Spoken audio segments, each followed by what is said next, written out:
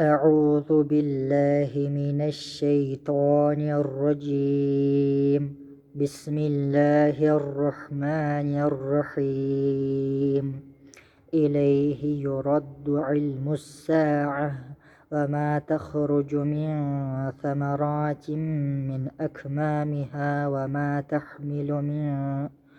وما تحمل من أنثى ولا تدع إلا بعلمه ويوم يناديهم أين شركائي قالوا آذناك ما منا من شهيد وضل عنهم ما كانوا يدعون من قبل وظنوا ما لهم من محيص لا يسأم الإنسان من دعاء الخير وإن مسه الشر فيئوس قنوط ولئن أذقناه رحمة منا من بعد ضراء مسته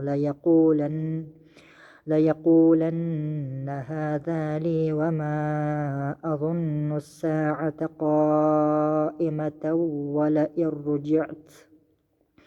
ولئن رجعت إلى ربي إن لي عنده للحسنى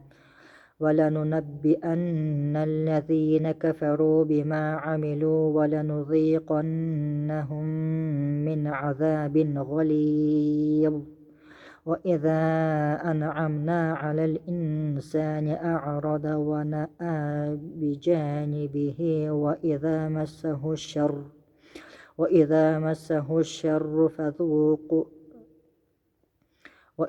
مسه الشر فذو دعاء عريض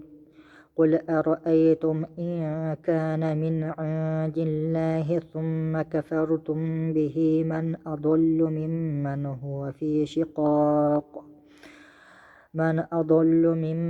هو في شقاق بعيد سنريهم آياتنا في الآفاق وفي أنفسهم حتى يتبين لهم أنه الحق أولم يكف بربك أنه على كل شيء شهيد ألا إنهم في مرية من لقاء ربهم ألا إنه بكل شيء محيط بسم الله الرحمن الرحيم حميم عين سين قاف كذلك يوحي إليك وإلى الذين من قبلك الله العزيز الحكيم له ما في السماوات وما في الأرض وهو العلي العظيم تكاد السماوات يتفطرن من فوقهن والملائكة يسبحون بحمد ربهم ويستغفرون لمن في الأرض ألا إن الله هو الغفور الرحيم والذين اتخذوا من دونه أولياء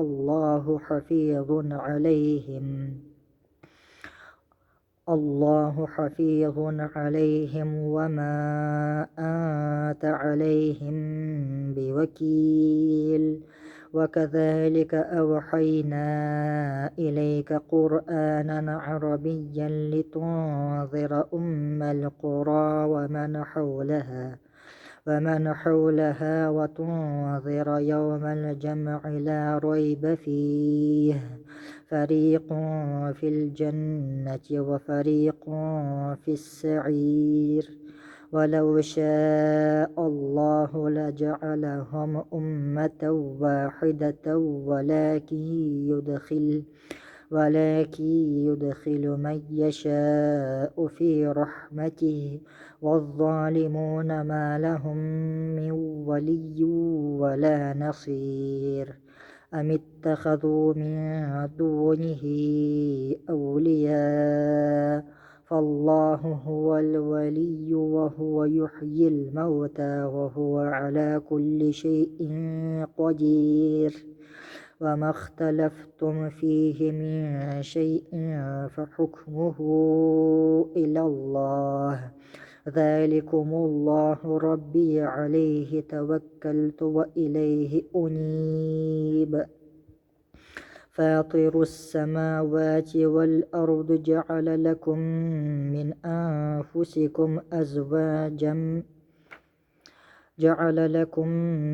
أنفسكم أزواجا ومن الأنعام أزواجا يذرأكم فيه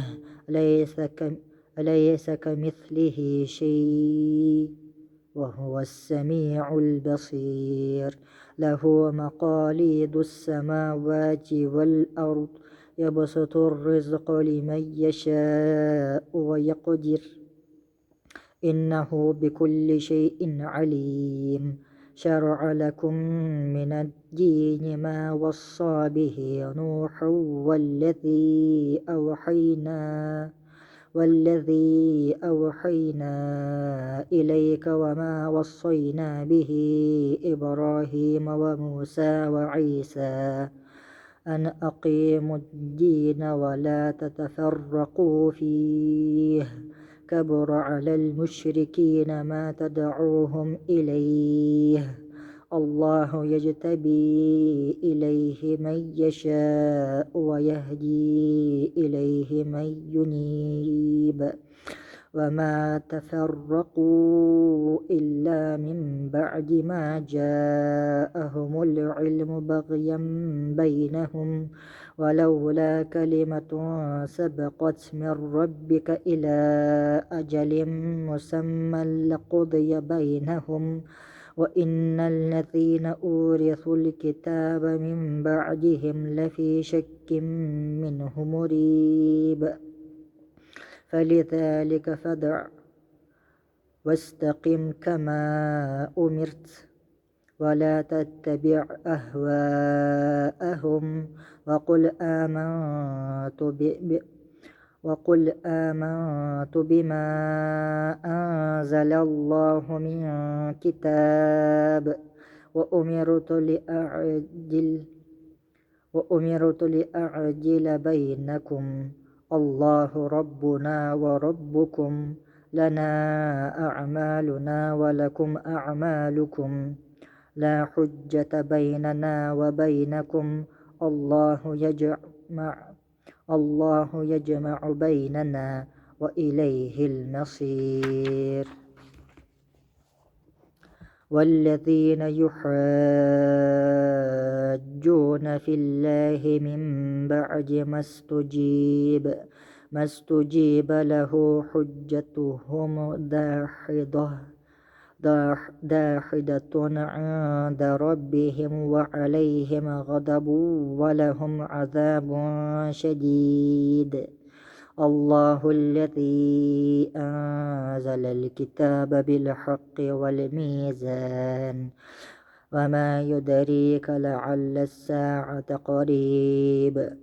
يستعجل بها الذين لا يؤمنون بها والذين آمنوا مشفقون منها ويعلمون أنها الحق ألا إن الذين يمارون في الساعة لفي ضلال بعيد الله لطيف بعباده يرزق من يشاء وهو القوي العزيز من كان يريد حرث الآخرة نزد له في حرثه ومن كان يريد حرث الدنيا نؤته منها وما له في الآخرة من نصيب أم لهم شركاء شرعوا لهم من الدين ما لم يأذن به الله ولولا كلمة الفصل لقضي بينهم وإن الظالمين لهم عذاب أليم ترى الظالمين مشفقين مما كسبوا وهو واقع بهم والذين آمنوا وعملوا الصالحات في روضات الجنات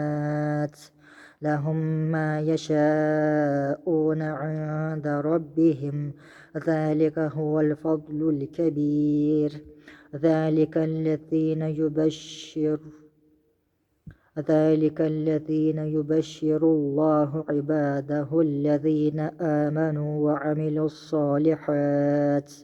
قل لا أسألكم عليه أجرا إلا المودة في القربى ومن يقترف حسنة نزد له فيها حسنا إن الله غفور شكور أم يقولون افترى على الله كذبا فإن يشاء الله يختم على قلبك ويمحو الله الباطل ويحق الحق بكلماته إنه عليم بذات الصدور وهو الذي يقبل التوبة عن عباده ويعفو عن السيئات ويعلم ما تفعلون ويستجيب الذين آمنوا وعملوا الصالحات ويزيدهم من فضله والكافرون لهم عذاب شديد ولو بسط الله الرزق لعباده لبغوا في الأرض ولكن ينزل بقدر ما يشاء إنه بعباده خبير بصير وهو الذي ينزل الغيث من بعد ما قنطوا وينشر رحمته وهو الولي الحميد ومن آياته خلق السماوات والأرض وما بث فيهما من دابة وهو على جمعهم إذا يشاء قدير وما أصابكم من مصيبة فبما كسبت أيديكم ويعفو عن كثير وما أنتم بمعجزين في الأرض وما لكم من دون الله من ولي ولا نصير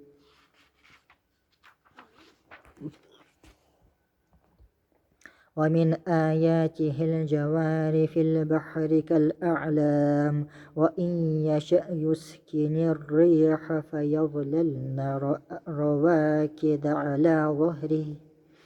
إن في ذلك لآيات لكل صبار شكور أو يوبقهن بما كسبوا ويعفو عن كثير ويعلم الذين يجادلون في آياتنا ما لهم من محيص فما أوتيتم من شيء فمتاع الحياة الدنيا وما عند الله خير وأبقى للذين آمنوا وعلى ربهم يتوكلون والذين يجتنبون كبائر الإثم والفواحش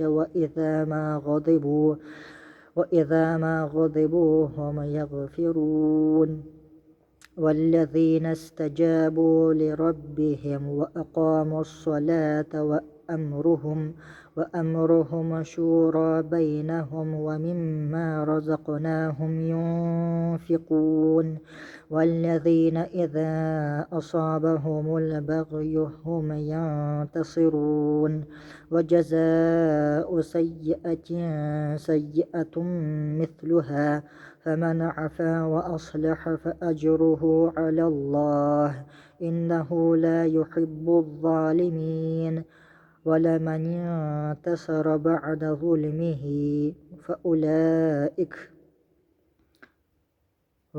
انتصر بعد ظلمه فأولئك ما عليهم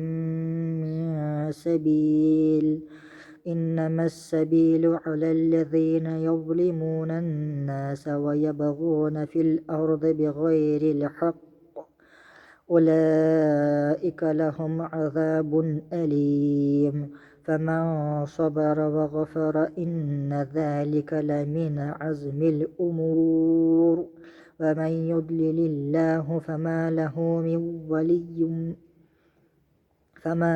من ولي من بعده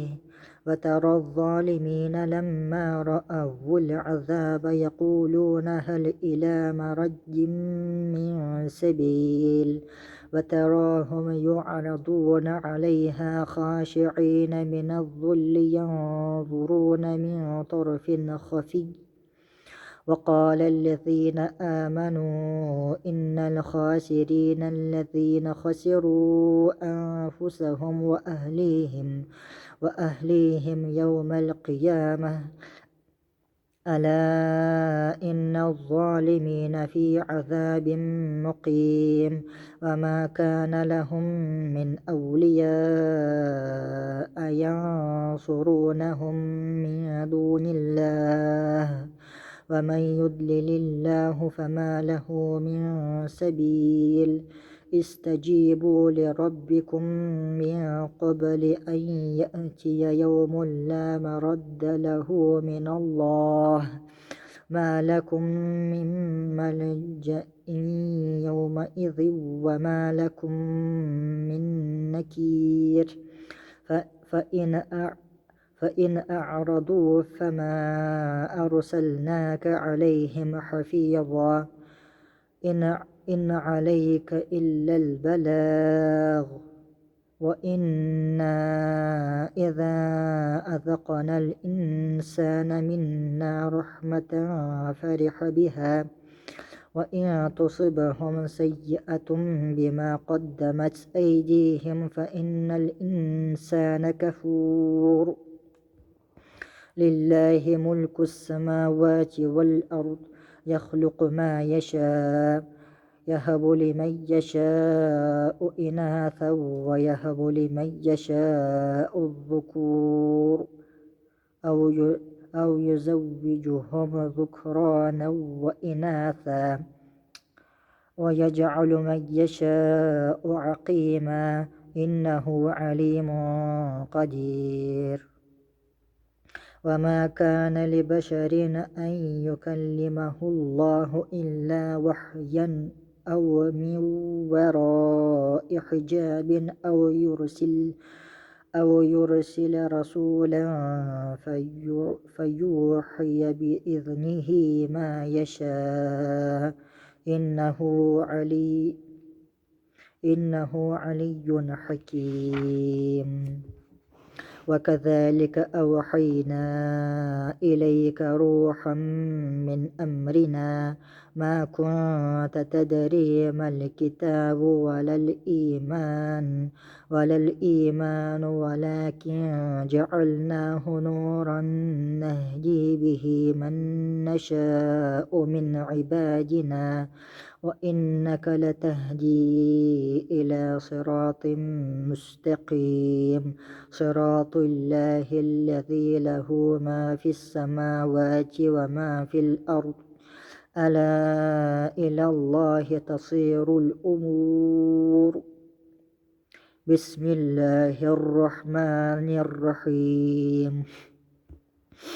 حميم والكتاب المبين إنا جعلناه قرآنا عربيا لعلكم تعقلون وإنه في أم الكتاب لدينا لعلي حكيم أفنضرب عنكم الذكر صفحا أن كنتم قوما مسرفين وكم أرسلنا من نبي في الأولين وما يأتيهم من نبي إلا كانوا به يستهزئون فأهلكنا أشد منهم بطشا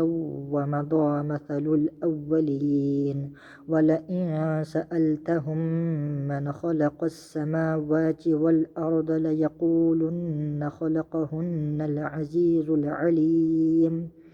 الذي جعل لكم الأرض مهدا وجعل لكم فيها سبلا لعلكم تهتدون والذي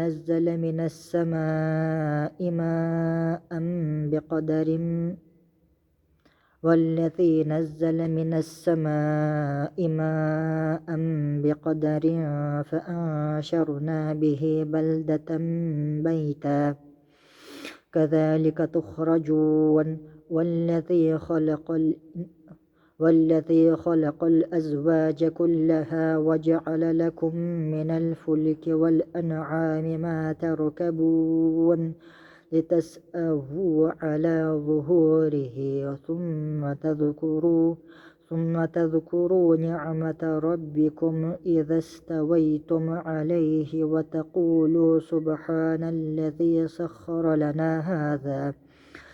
وتقولوا سبحان الذي سخر لنا هذا وما كنا له مقرنين وإنا إلى ربنا لمنقلبون وجعلوا له من عباده جزءا إن الإنسان لكفور مبين أم اتخذ مما يخلق بنات وأصفاكم بالبنين وإذا بشر أحدهم بما ضرب للرحمن مثلا ظل وجهه مسودا وهو كظيم أومن ينشأ في الحلية وهو في الخصام غير مبين وجعلوا الملائكة الذين هم عباد الرحمن إناثا أشهدوا خلقهم ستكتب شهادتهم ويسألون وقالوا لو شاء الرحمن ما عبدناهم ما لهم بذلك من علم إنهم إلا يخرصون أم آتيناهم كتابا من قبله فهم به مستمسكون بل قالوا إنا وجدنا آباءنا على